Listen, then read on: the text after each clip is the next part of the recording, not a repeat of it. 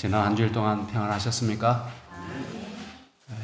성일을 맞이해서 또 주의 전에 나오신 여러분 모두를 진심으로 환영합니다.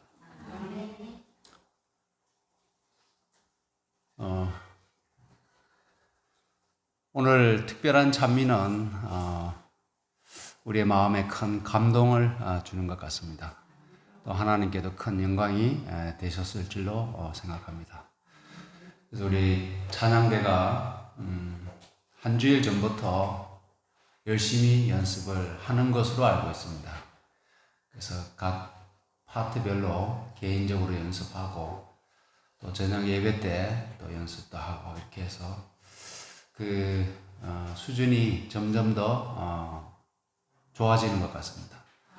여러분도 그렇게 느끼십니까? 네. 오늘 찬미는 참 특별했던 것 같습니다.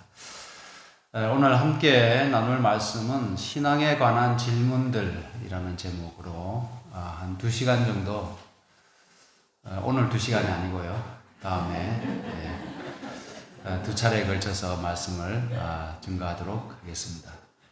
다음 주 금요일과 안식일은 하동교회 조혜준 목사님이 오셔서 우리 교회에 주말 부흥회를 인도해 주시겠습니다. 저보다 한 3살 정도 미친데 참 열심히 또 말씀이 좋고 하동교회가 몇 년 동안 전도회를 해본 적이 없다고 합니다. 근데 우리 조혜진 목사님이 가셔서 교인들을 설득하셔서 작년에 정말 오랜만에 전도회를 했다고 합니다. 그래서 교인들이 왜 전도회를 반대했는가 해도 안 된다 이렇게 고정관념이 되어서 참 못했는데 그래도 한번 해보자 이렇게 설득을 해서 작년에 전도회를 했는데 참 여러분들이 참석해서 은혜 충만하고 아주 부흥하는 집회가 되었다 그런 얘기를 들었습니다. 그래서 우리가 2차례지만은 우리 조혜준 목사님 귀한 말씀을 듣게 될 텐데 우리 교회가 이 주말 부흥회를 통해서 다시금 이 봄철에 피어나는 꽃봉오리처럼 또 새싹처럼 우리의 신앙이 생기를 돋고 올 한 해 무럭무럭 자라게 되기를 소망해 봅니다. 신앙에 관한 질문 3가지를 좀 드리겠습니다. 첫 번째 질문은 우리의 인생의 목적이 무엇인가? 중요한 질문 아닙니까? 왜 사는가? 예. 인생의 목적이 무엇인가 하는 겁니다. 우리가 왜 살아가는가? 무엇을 위해 살아가는가? 이 질문은 짐승들은 결코 할 수 없는 질문입니다. 우리 사람만이 할 수 있는 질문이죠. 왜 태어났는가? 무엇을 위해 살아야 하는가? 어디를 향해 가고 있는가? 이런 사고, 이러한 사고는 사람만이 할 수 있는 것이고, 특별히 깊이 고차원적인 그런 이 질문과 고뇌는 범위는 종교인만이 할 수 있는 겁니다. 특별히 기독교인들은 우리 사람이 어디서 왔는지, 어디로 가는지, 죽음 후에는 무엇이 있는지를 깨닫고 믿고 있기 때문에 이 질문을 계속 던져야 하는 겁니다. 살아가는 동안에 내가 무엇을 위해 살아가는가? 이것이 분명하게 되면 무엇이 중요한지를 깨닫게 되는 것이죠. 그렇죠. 내 목적이 분명해졌으니까. 그렇지 않겠습니까? 그래서 이 인생의 목적이 무엇인가에 대한 분명한 확신을 가지고 정말 목표 지향적으로 목적의식을 가지고 매우 성공적으로 살았던 인물이 있는데 여러분들은 누가 떠오르십니까? 저는 바울을 생각하게 되었습니다. 바울이 남긴 이 성경 말씀 그의 생애는 우리가 깊이 연구하고 정말 많이 배워야 할 인물입니다. 바울은 참 그의 생애가 작았지만 그의 키가 155, 150 뭐 이 정도로 예상을 하는데 매우 작았지만은 정말 신앙의 거인, 믿음의 거인, 담대한 믿음의 사람으로 그의 일생을 마쳤던 사람입니다. 그가 얼마만큼 목표지향적이었는지, 그의 인생의 목적이 분명한 사람이었는지는 그가 남긴 편지서 가운데 나타나 있습니다. 운동장에서 다름질하는 자들이 다 달릴지라도 오직 상을 얻는 자는 하나인 줄을 너희가 알지 못하느냐. 이 말은 바울이 상을 얻기 위해서 그가 달리고 있다는 뜻입니다. 누구로부터 상을 받기 위해서요? 하나님으로부터. 이 세상이 주는 상이 아니라 하나님이 주실 상급을 얻기 위하여 달리고 있었다는 겁니다. 그의 인생이. 너희도 얻도록 이와 같이 달리라. 너희도 이와 같이 달리라. 이기기를 다투는 자마다 모든 일에 절제하나니 저희는 이 세상의 사람들은 썩을 면류관을 얻고자 하되 우리는 썩지 아니할 것을 얻고자 하노라. 그래서 우리가 썩지 아니할 것, 썩지 아니할 면류관은 아까 앞에서 언급한 상입니다. 상. 하나님이 주실 썩지 아니할 면류관을 얻기 위해서 모든 일에 절제하라고 말씀했습니다. 그래서 우리가 목표를 정했다면 그 목표를 이루기 위해서 바울이 우리에게 던지는 충고의 말씀은 모든 일에 절제하라는 것입니다. 그래서 이 절제라고 하는 것이 우리의 생애의 모든 국면에 꼭 필요한 덕목입니다. 무엇이든지 지나치면 그것이 모자란만 못한 것입니다. 그래서 아무리 좋은 영양제도 많이 먹으면 해롭다고 하는 것이죠. 그렇죠. 그래서 우리는 타고난 죄인이기 때문에 이 세상에 속한 것들을 취하고자 하는 탐욕의 마음과 또 우리의 본능을 충족시키고자 하는 욕구, 욕망이 우리의 생애를, 이 뒤에도 나오겠습니다만은 우리의 생애를 실패하게 만들 수 있기 때문에 이 절제의 공과를 우리가 잘 배우고 실천해야 되겠습니다. 지난 목요일에 우리 모 장로님 댁에 신방이 있어서 예배를 드리고 점심 식사를 먹었습니다. 근데 계속해서 식당에서 밥을 먹다가 집밥을 먹으니까 얼마나 맛있었는지, 특별히 잡채가 그렇게 맛있었습니다. 잡채가. 이 절제가 잘 안 됐더라고요. 절제가. 그래서 최대한 많이 먹고 이제 숟가락을 놨는데, 우리가 이 절제하는 습관을 잘 들이지 아니하면 우리가 실패할 수 있다는 겁니다. 음식에서부터 내가 좋아하는 거 있잖아요. 우리 각자 다르죠. 내가 좋아하는 거.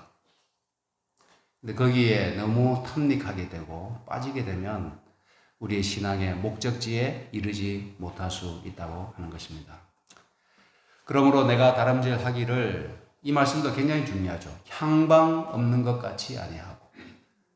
이 향방은 거꾸로 얘기하면 뭡니까? 방향이죠. 그래서 목적이 정해졌으면 그 방향이 분명해지지 않겠습니까? 우리의 목적지가 하늘이라고 하면 방향이 분명히 정해지지 않습니까?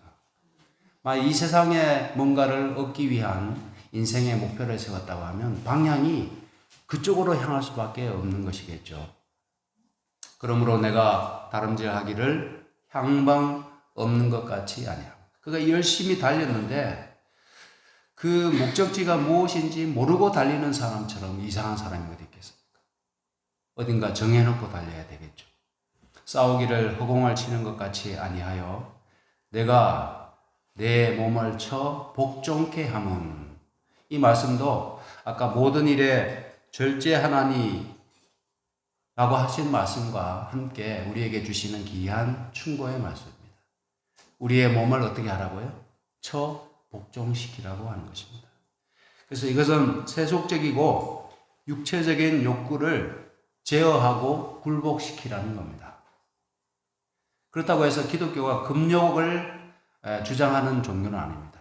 금욕주의자들이 아닙니다. 그러나 우리의 욕구, 우리의 욕망을 어느 정도 선에서 제어하고 우리가 그것을 하나님이 주신 선물로 이해하고 바르게 사용하게 될 때 우리에게 축복이 되게 되는 것입니다. 그래서 우리의 몸의 욕망과 욕구를 항상 제어하고 나의 의지와 영적인 믿음 안에서 굴복시키는 그러한 것이 매우 필요한 공과임을 우리에게 말씀해 줍니다. 제가 학교 다닐 때 열심히 다녔을 것 같습니까? 아니면 농땡이를 쳤을 것 같습니까? 학교 다닐 때? 저는 개근상은 중학교 3학년 때까지 탔습니다. 개근상은. 참 제 스스로 봐도 기특해요. 어떻게 9년을 갖다 하루도 안 빠지고 학교를 나갔습니다. 근데 제 친구들 중에 몇 친구들은 중간 학교를 했어요. 중간 학교. 중간 학교는 집과 학교 사이에 자기들만의 학교가 있어요. 해가 따뜻하게 드는 그런 데서 도시락 까먹고 놀다가 친구들이 하교할 때 끼어서 동네 들어가면 깜짝같이 학교 갔다 온 게 되는 겁니다. 근데 나중에 발각이 돼서 꼬리가 길면 밟히잖아요. 발각이 돼서 교무실로 불려가고 부모님 호출당하고 그런 이제 곤욕을 치르는 것을 봤습니다. 그래서 우리의 삶 가운데 우리는 중간학교 하는 그런 학생들이 아니잖아요. 그래서 우리의 목적지는 너무나 분명하기 때문에 그 목적지가 확실하고 목적의식이 확실한 사람들은 어디 중간에 빠질 그런 어떤 겨를이 없고 여기저기 기웃거릴 그런 형편이 못 되는 겁니다. 너무나 확실하기 때문에 그렇겠죠. 그래서 우리는 이 세상의 유혹과 어떤 이 세상의 관심사에 거기에 기웃 또 저기에 기웃 뭔가 관심이 있어서 눈길을 보내고 내 마음을 주고 이렇게 살아서는 안 된다는 것입니다. 이 성경에 또 특별한 한 종이 있는데 아브라함의 집안에 매우 정말 특별한 종이 있습니다. 이렇게 주인의 신뢰를 받았던 종이 있을까? 요셉이 종이었을 때 그렇게 주인의 100% 신뢰를 받았던 것처럼 아브라함의 수하에 있는 한 종, 다메섹 사람 엘리에셀이라고 하는 인물이 그렇게 신뢰를 받았습니다. 주인의. 그래서 아브라함에게 아브라함이 무자했기 때문에 심지어는 자기의 재산을 누구에게 물려줄 생각을 하는 겁니까? 이 종에게 물려줄 생각을 하는 거예요. 이렇게 주인한테 사랑과 신뢰를 받는 종이 참 드문데 엘리에셀이 그런 사람이었습니다. 그래서 아브라함이 이제 나이가 많아서 늙었는데 여호와께서 범사에 복을 주시고 아브라함이 자기 집 모든 소유를 맡은 늙은 종에게 집안의 모든 소유를 이미 이 늙은 종이 다 맡아서 청지기로서 그렇게 봉사하고 있었습니다. 그래서 어느 날 불렀어요.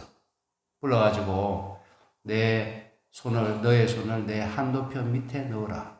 아마 이게 맹세할 때 사용하는 어떤 그런 의식인 것 같습니다. 그리고 어떤 부탁을 하는가 하면 내 아들 이삭을 위하여 아내를 택해 오너라. 이 이삭이 어떤 아들입니까? 백세에 얻은 아들 아닙니까? 그리고 이 하나밖에 없는 아들의 짝을 배필을 구하는 일에 누구를 보내는가 하면 정해놓은 것도 아니에요.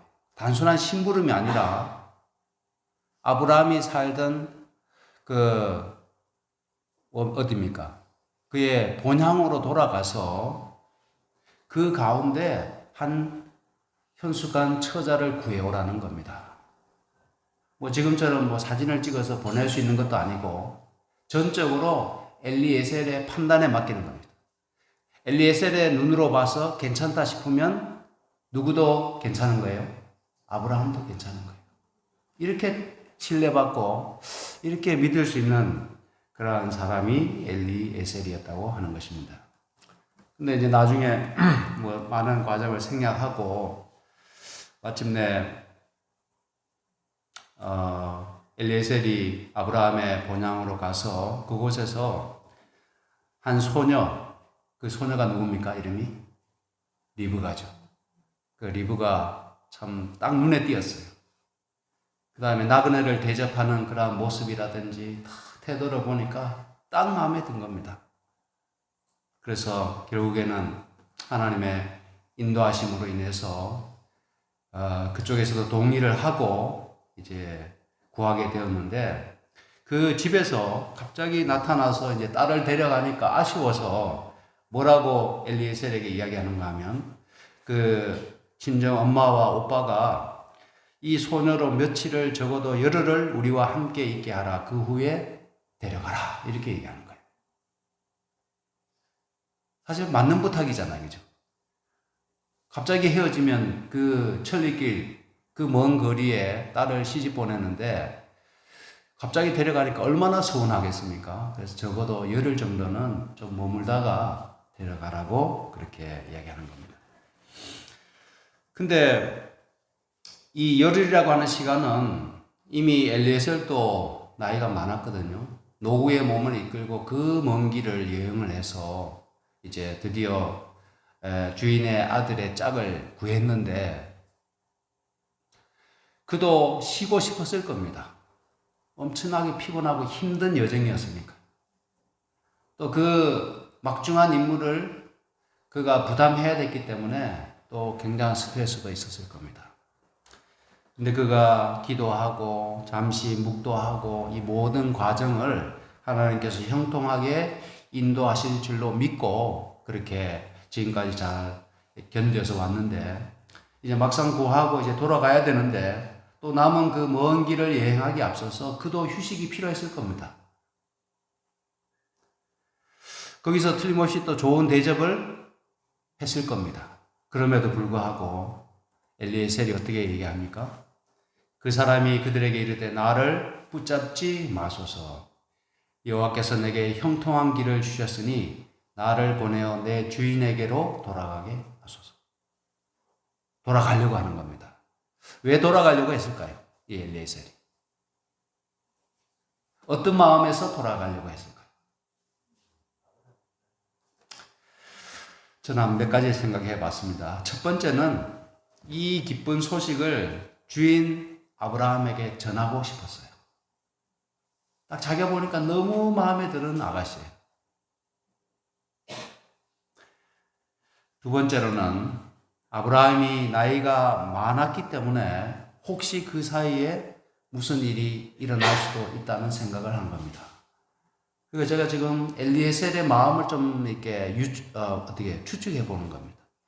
엘리에셀이 왜 그 자리에서 한 열흘 정도 쉬다 가면 자기도 기력을 회복하고 리브가도 친정 식구들과 어떻게 보면 모든 감정 정리나 그의 어떤 생애를 정리할 수 있는 시간이 되었을 텐데 그가 굳이 가려고 했을까?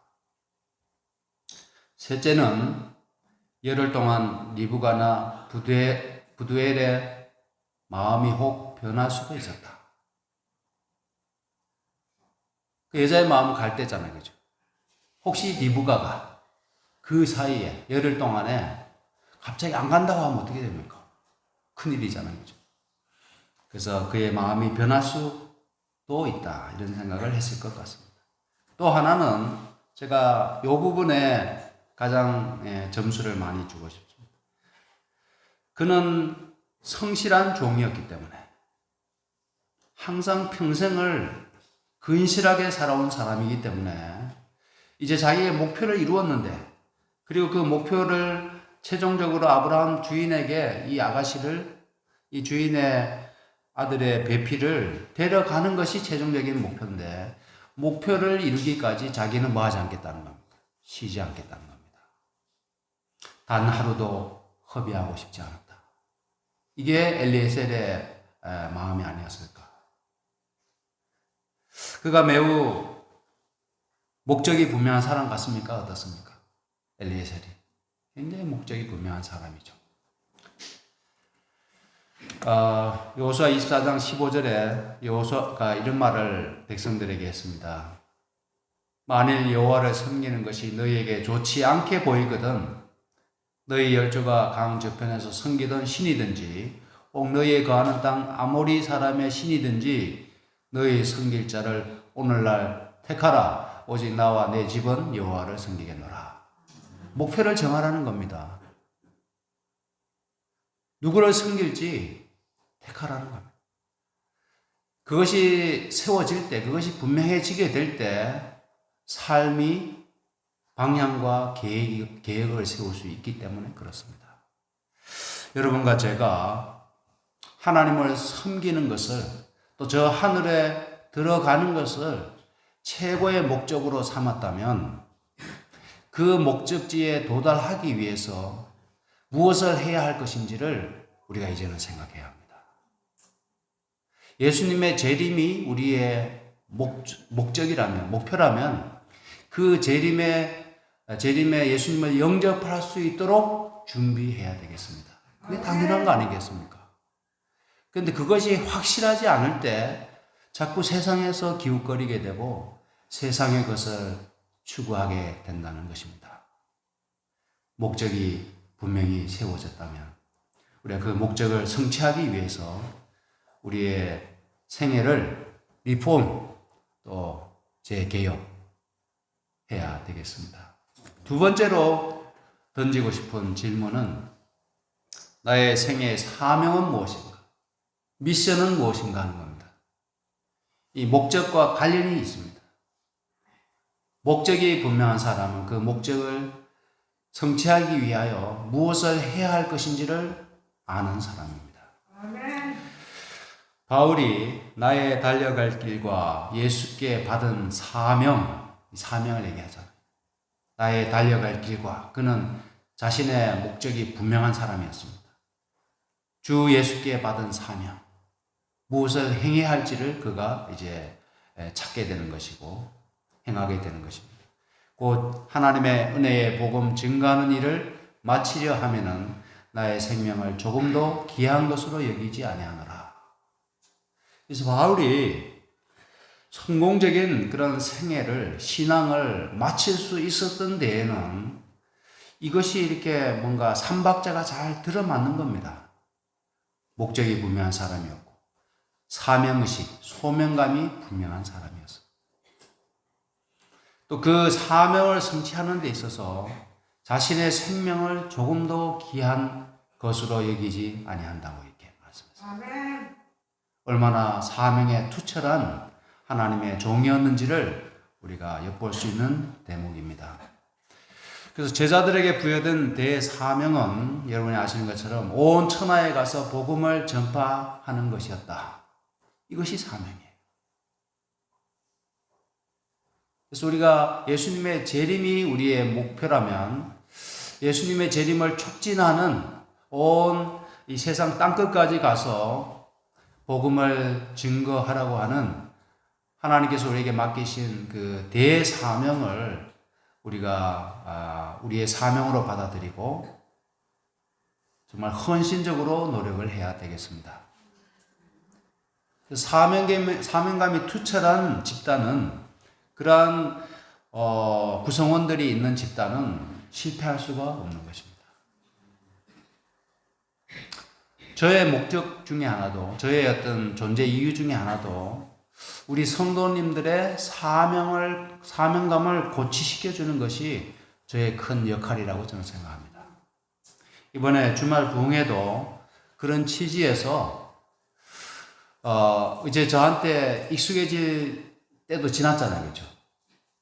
오래 같이 있다 보니까 익숙해지고 편해지다 보니까 이제 제 말빨이 세졌을까요? 약해졌을까요? 약해졌어요. 제가 느끼기에는. 직원회 할 때나 뭐 이렇게 느낄 때, 이게 평소에 느끼는 게, 아, 이제 제가 갈 때가 됐다. 이제 제 약발이 이제 좀 떨어지는 것 같아요. 이러한 특별 집회가 효과가 있는 것이 뭔가 하면, 새로운 기별자가 와서 말씀을 전할 때, 뭔가 꺼져가던 불이 다시 타오르게 되는 경험을 할 수가 있습니다. 제가 다른 교회 가면 제 말이 약발이 있을까요, 없을까요? 약발이 있습니다. 다른 교회 가면.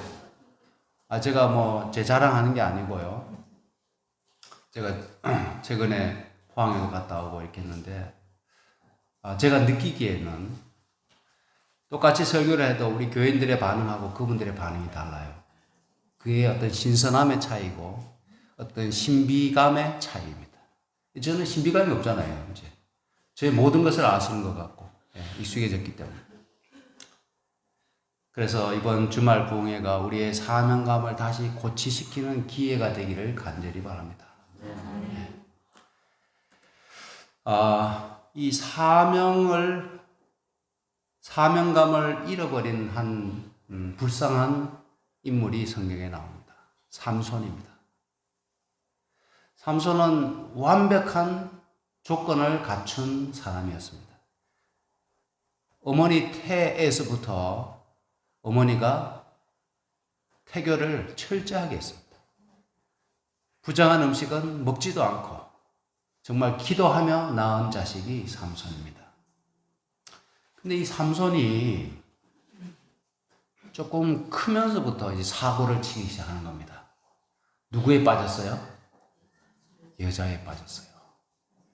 자기의 그 우월한 피지컬을 가지고 동족을 구원하고 동족을 해방하는데 지도력으로 사용해야 할 그의 에너지가 안타깝게도 여자들 꽁무니만 쫓아다니게 되었습니다. 여기 보면 삼손이 딥나에 내려가서 블레셋 딸 중 하나를 보고, 이 블레셋은 어떤 사람들입니까? 지금 하나님께서 삼손을 왜 사사로 세우셨나요? 블레셋으로부터 구원하기 위해서 하나님께서 삼손을 태에서부터 구별하셨는데 블레셋 여인을 사모하여 그가 딥나로 내려갔습니다. 그리고는 올라와서 부모를 쪼르기 시작합니다. 내가 딥나에 가서 블레셋 사람의 딸 하나를 봤는데 내가 너무 마음에 든다는 거예요. 너무 이쁘고 나는 그 여자 없이는 살 수 없다는 겁니다. 아내를 삼게 하소서. 그 후에 보면은 한 명이 아닙니다. 삼손이 이번에는 소래 골짜기에 들릴라라 이름하는 여인을 사랑하며, 이 삼손이 금사빠였던 것 같아요. 금사빠가 뭔지 아십니까? 금방 사랑에 빠지는 남자입니다. 이쁜 여자만 보면 금방 사랑에 빠져요. 이 삼손이. 가수 조영남, 저는 이제 요즘 노래는 취미가 없고요. 옛날 노래 중에 조영남 노래, 또 나훈아 노래가 구수하더라고요. 고향에 대한 노래, 어머니에 대한 노래, 뭔가 어린 시절의 어떤 향수같이 그렇게 와닿습니다.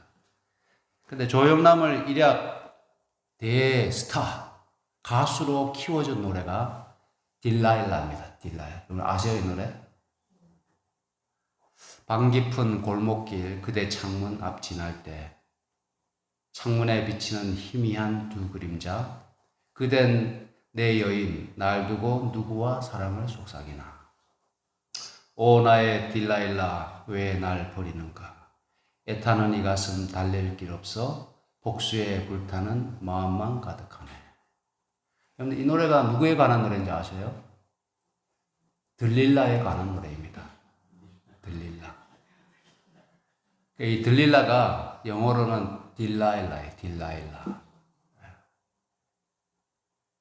이 삼손이 들릴라로부터 버림을 받았어요. 애타는 이 애증, 어떤 복수심, 질투심에 불타는 삼손을 노래한 겁니다. 삼손의 마음을 노래한 것입니다. 삼손의 원래 사명은 여기에 이렇게 말씀했습니다. 보라, 너가 잉태하여 아들을 낳으리니 그 머리에 삭도를 대지 말라. 이 아이는 태에서 나옴으로부터 하나님께 바치운 나실린이 됨이라. 그가 블레셋 사람의 손에서 이스라엘을 구원하기 시작하리라. 이게 삼손의 사명이었는데 그 사명을 뭐하고요? 버리고 엉뚱한 짓을 하더라 이것입니다. 그래서 우리 그리스도인들도 우리가 가지고 있는 이 사명감을 잃어버리게 되면 우리도 별 볼 일 없어요. 우리도 그저 그런 삶을 살 수밖에 없습니다. 이름은, 명색은 그리스도인이라도 사명감이 빠진 그리스도인들은 쓸데가 없다는 겁니다. 맛을 잃은 소금과 같습니다. 그럼 동의하십니까? 사명감을 회복해야 되겠습니다. 하나님이 나에게 맡기신 사명이 무엇인지, 이 동마산교회에 있게 하신 사명이 무엇인지를 깨달아야 되겠어요. 무엇을 위해서 하나님이 나를 세우셨는가, 부르셨는가, 이 사명감이 있어야 하는 겁니다. 이 사명감이 없는 사람은 내가 교회를 빠지든 내가 엉뚱한 짓을 하든 아무 생각이 없어요. 그러나 사명감이 철두철미한 사람은 나에게 맡겨진 어떤 그런 분명한 일이 있다고 확신하기 때문에 결코 그냥 대충대충 시시하게 신앙하지 않는 것입니다.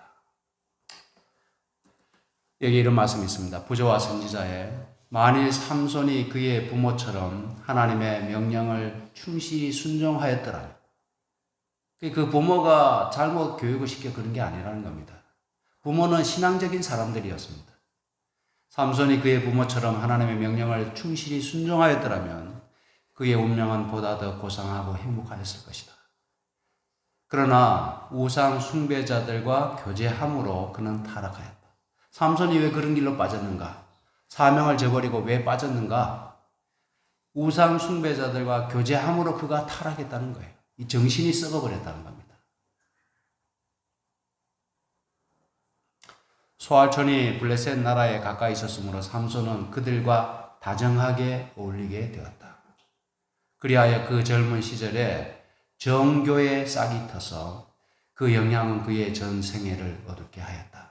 이 정교가 뭡니까? 어떤 한자로 보면 분명하죠. 그래서 어떤 그 여인들과 더불어 정분이 나고 사귀는 어떤 이러한 쪽에 이 관심이 생기고 거기에 지배를 당하면서 그의 생애가 못 쓰게 되었다는 겁니다. 하나님이 쓰실 수가 없는 사람이 되고 말았다는 겁니다. 이런 인물들이 성경에 종종 나오죠. 대만은 이 세상을 사랑하여 나를 버리고 데살로니가로 갔고, 왜 떠났을까요? 세상을 향해서 그들이 세상의 목적을 두고 또 세상 사람들과 교제하면서 그들의 정신이 사명감에서 멀어졌기 때문에 결국에는 떠나고 말더라 하는 것입니다. 마지막 질문입니다. 종말을 받아들일 준비가 되었는가? 우리의 신앙에 관한 질문들, 지금 우리의 목적지가 어디인가? 우리의 사명이 무엇인가? 셋째로는 우리의 끝, 우리의 개인적인 종말에 대해서 우리는 생각이 있는 사람인가, 없는 사람인가 하는 겁니다. 바울은 빌립보서에서 이렇게 이야기합니다. 내게 사는 것이 그리스도니 죽는 것도 유익함이라. 후회 없이 살았다는 거예요. 사명에 충실한 삶을 살았기 때문에 자신은 이제 죽는 것도 유익함이라.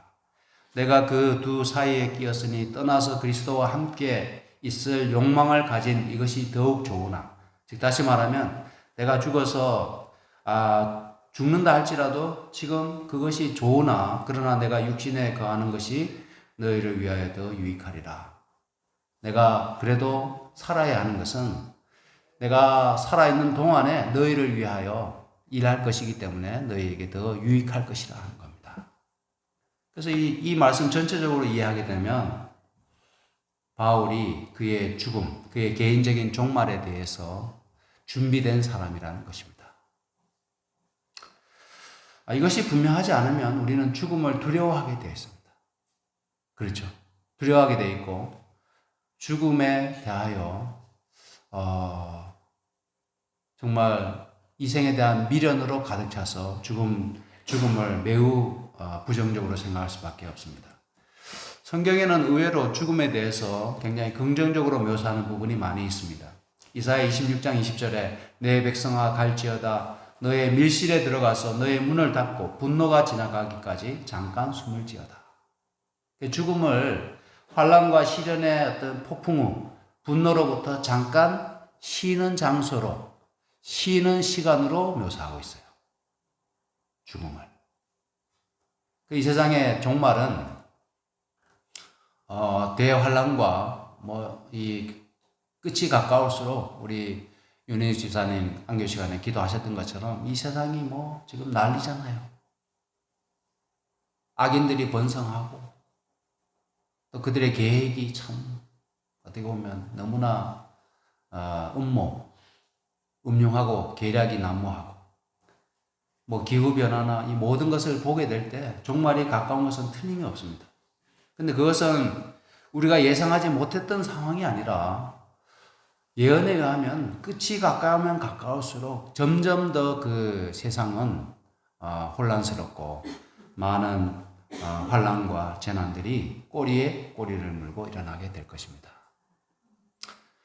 그래서 준비된 하나님의 백성들은 죽음이라고 하는 밀실에 들어가서 잠깐 쉬는 것도 유익하다는 겁니다. 이번에 홍장로님 댁에 가서 거기에 기계가 하나 있는데, 일제 기계가 하나 있는데 전기가 통하는 의자에 앉아서 이 몸의 어떤 그 전류를 활성화시키는 그런 기계가 있더라고요. 제가 설명 잘 했는지 모르겠는데요.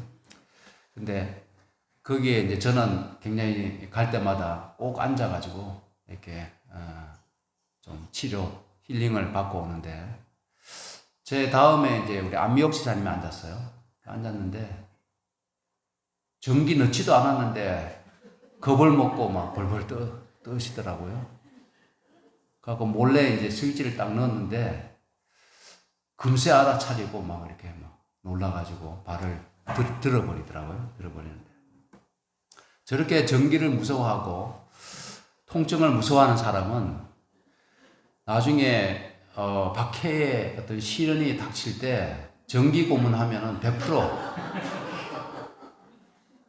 100% 안식일 교인들이 어디 숨었나 물으면 저기 저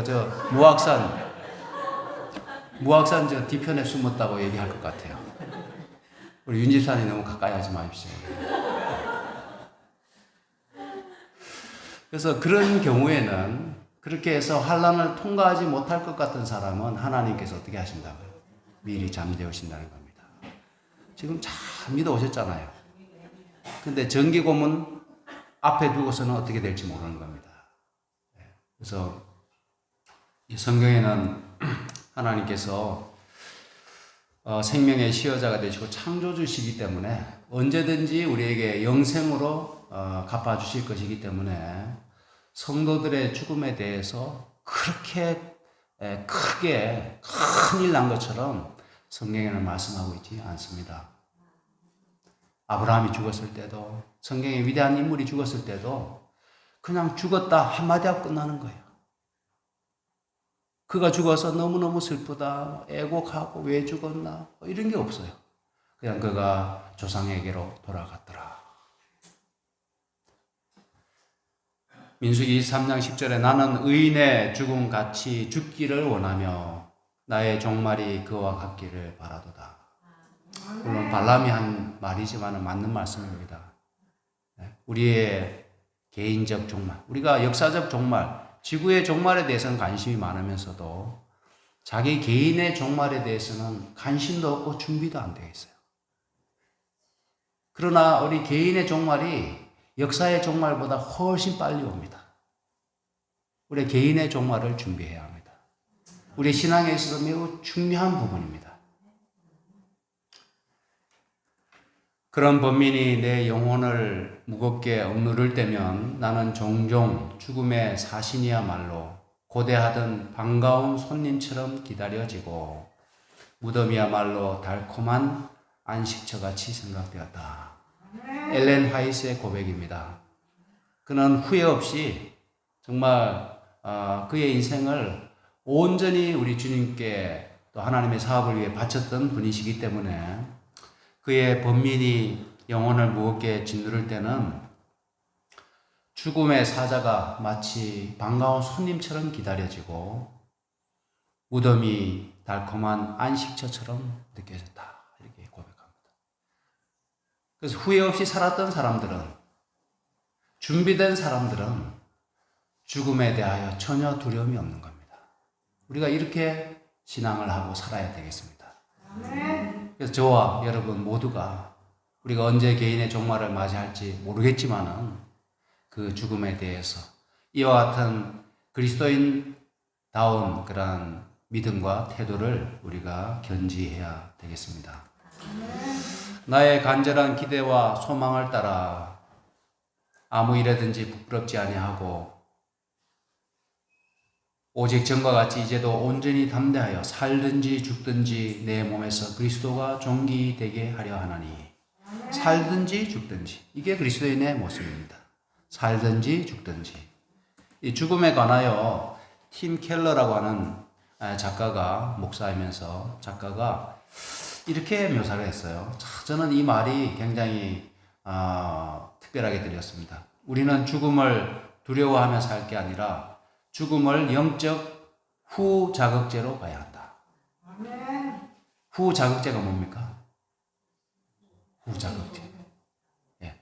이게 smelling salt인데요. salt는 뭡니까, 영어로? 소금이잖아요. smelling salt인데 이 후자극제는 여기 제가 설명을 붙여놨죠. 의식을 잃은 사람의 코 밑에 대어 정신이 번쩍 들게 할 때 사용하는 화학물질이에요. 후자극제. 우리나라는 이런 게 없는 것 같아요. 의식 잃은 사람이네. 그래서 두 도시 이야기라고 하는 그 소설 가운데 한 무섭게 생긴 여인이 17세 먹은 소녀가 의식을 잃었을 때 호텔 직원에게 세 가지를 빨리 가져오라고 소리칩니다. 하나가 후자극제하고, 하나는 냉수하고, 하나는 식초입니다. 의식 잃은 사람을 깨우기 위해서 세 가지 가져오라고 얘기합니다. 죽음이 마치 영적 후자극제로 봐야 한다는 겁니다. 그래서 이 죽음은 우리를 흔들어 깨워서 이 생이, 이 땅의 삶이 영원하리라는 착각에서 벗어나게 해준다. 죽음이 우리를 번쩍 정신 들게 해준다는 겁니다. 우리 이 세상에서 영원히 살 것처럼 착각에 빠져 있는데 죽음이라고 하는 것이 있어서 우리를 정신을 바짝 차리게 해준다는 겁니다. 정신을 차리고 근신하여 깨어 기도할 수 있도록 죽음이라고 하는 것이 있어서 우리를 그렇게 해준다고 이야기합니다. 이 말씀 읽고 마치겠습니다. 내가 선한 싸움을 싸우고 나의 달려갈 길을 마치고 믿음을 지켰으니 이제 후로는 나를 위하여 의의 면류관이 예비되었으므로 주 곧 의로우신 재판장이 그날에 내게 주실 것이니 내게만 아니라 주의 나타나심을 사모하는 모든 자에게니라. 이제 후로, 죽음이 끝이 아니라 이제 후로 우리를 위하여 그날에 주의 나타나실 때에 의의 면류관을 우리에게 허락하실 주님이 계심을 기억하면서 우리가 다시 한번 신앙에 관한 중요한 질문들을 우리 스스로에게 던져보면서 다시 한번 각성해서 신앙의 길을 충실하게 충성되이 하게 되시는 여러분과 제가 되기를 바라면서 말씀을 마치겠습니다.